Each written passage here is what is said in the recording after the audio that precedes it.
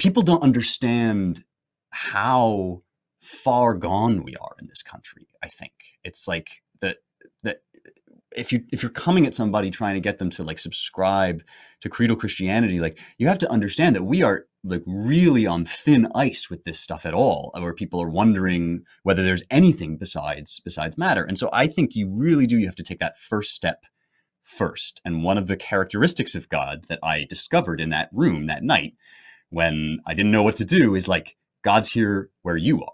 Like he's on this journey with you and not on some like imaginary journey where Jack already has it all figured out. Right. And like, this is where at a national level, this is true as well. Right. Like God doesn't break his promises. He doesn't abandon people because they sin. He calls them to repentance. And we are being called as a nation to realize that this materialism stuff does not make sense.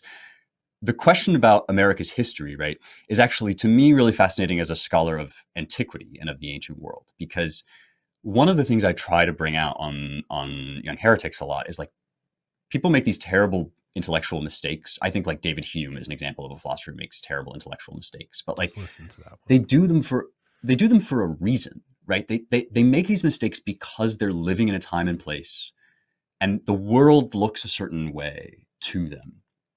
And one of the things that happened in the 18th century is that, Newtonian physics totally reframed everybody's understanding about how the world works, including like, well, there are these forces at play that we can't even see. And also it seems as if the universe kind of works like a machine, right? And for a while, it started to seem persuasive to people that that's all there is. It's just these, like Stephen Hawking, the supposedly brilliant physicist, wrote an essay in, I think, the Wall Street Journal that you don't need God to create the universe. You just need some laws, right? You just need some rules. You sort of think about it, it's like, well, whose rules, right? Who wrote the laws? But at the time, right, these things seemed very intuitive. And one of the interesting things about Hume is that he points back to Epicurus, who's an ancient philosopher who came of age at exactly the same kind of moment when the physical laws of the universe were being discovered. And he posited things like multiverse theory that you said that just now, right? Like the universe within the universe, just to get away from the idea that there might be this sort of rational order to things that suggests a rational mind.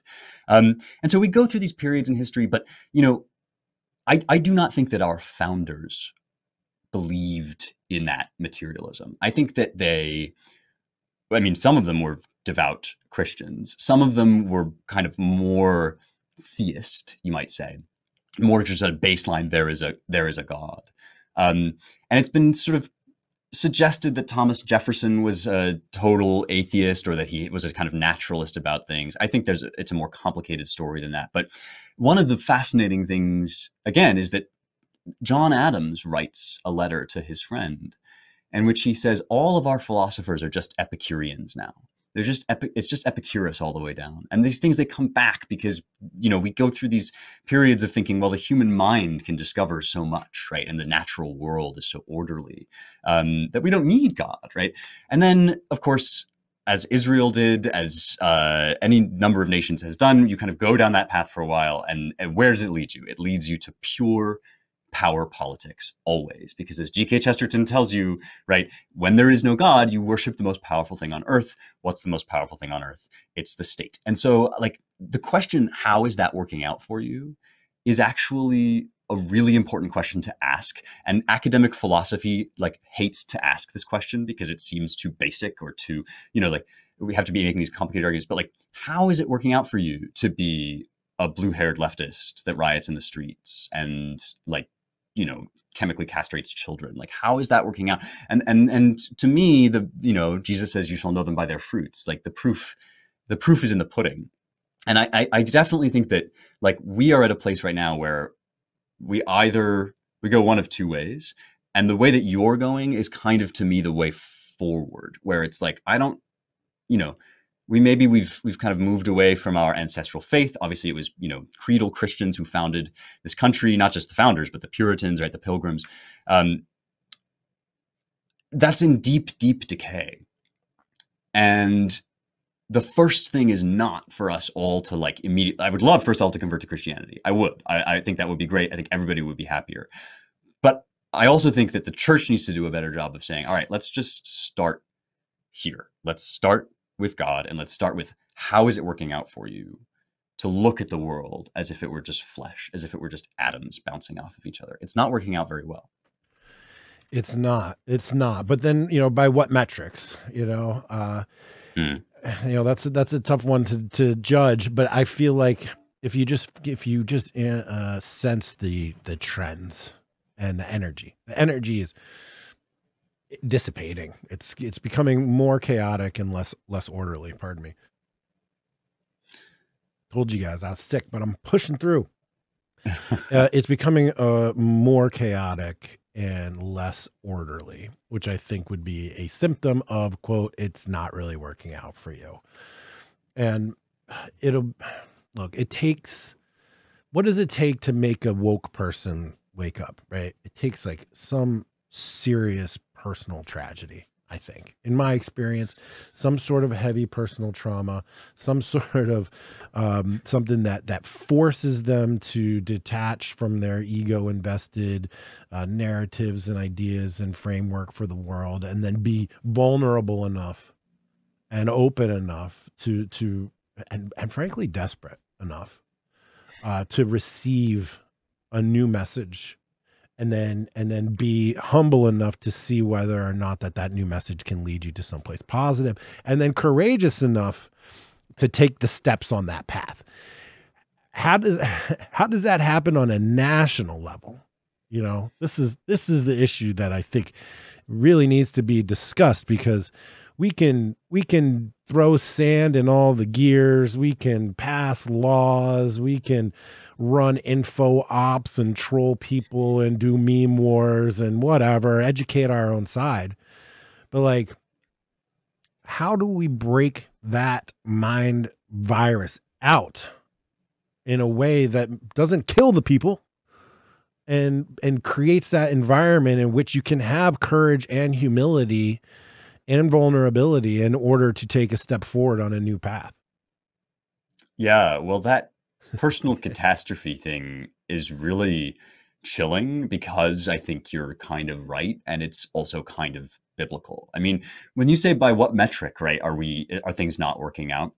The standard sort of pro-materialist, pro-scientific revolution answer would be, well, maybe you, like dogmatic crazy person, think that people's souls are in danger or whatever nonsense. But look at the iPhone, look at penicillin, look at all of these amazing advancements that we've made in our physical material comforts. And isn't the world better when people have money, when the middle class can buy an iPhone? On and on and on. And my answer to that is COVID.